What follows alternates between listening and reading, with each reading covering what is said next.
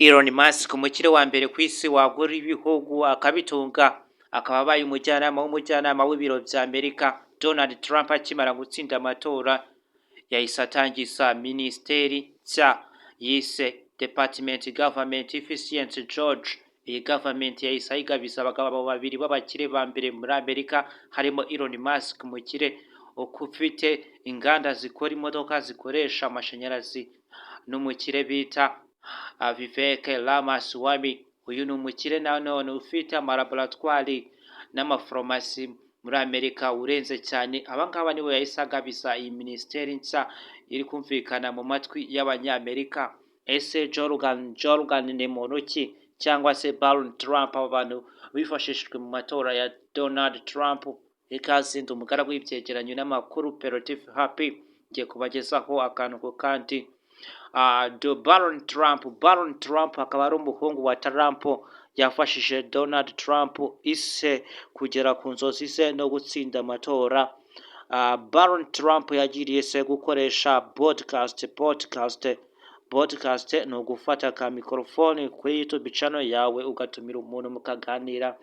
Yarangiye uyu Baron Trump ari umuhungu wa Donald Trump, yarangiye se umugabo urenze cyane mu gukora ibyegeranyo n'amakuru no gutumira abantu, uzwi cyane ukoresha Spotify ku rubuga nka YouTube azwi bita Jorgan.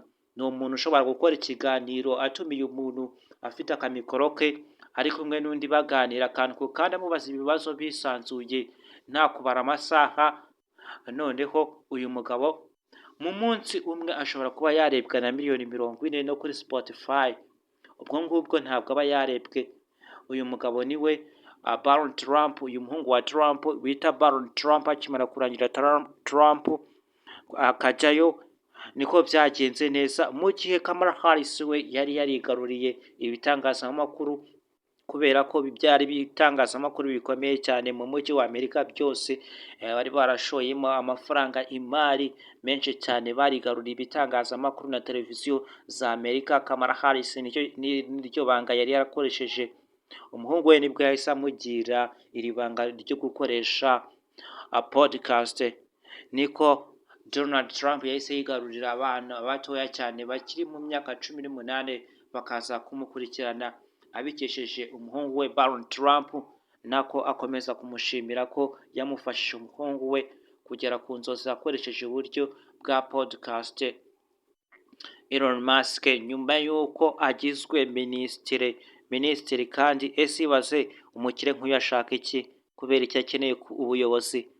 Mbere yuko Donald Trump ajya kwiyamamaza, ibi byari ibanga. Ubu ngubu bari kumwe umunsi ku munsi, Donald Trump na Elon Musk baba bari kumwe. Elon Musk akaba yarateye inkunga Donald Trump kugira ngo atsinde, yamushoyemo amafaranga menshi cyane, ariko babanje kubyumvikanaho uyu mwanya mbere yuko ajya kwiyamamaza, bari barabisezeranye. Ariko Elon Musk inzozi ze, impamvu yashigikiye Donald Trump nuko yifuza kuba umukire wa mbere ku isi mu gihe akiriho, ko nta muntu uzamukura ku ntebe. Niyo mpamvu yashigikiye Donald Trump kugira ngo azamugeze ku nzozi ze, abone kugwiza ubutunzi no kuba umukire wa mbere badakura ku ntebe yo ku isi yose. Mu gihe agihumeka umwuka w'abazima agomba guhora ayoboye intebe ariye yo kuba umukire.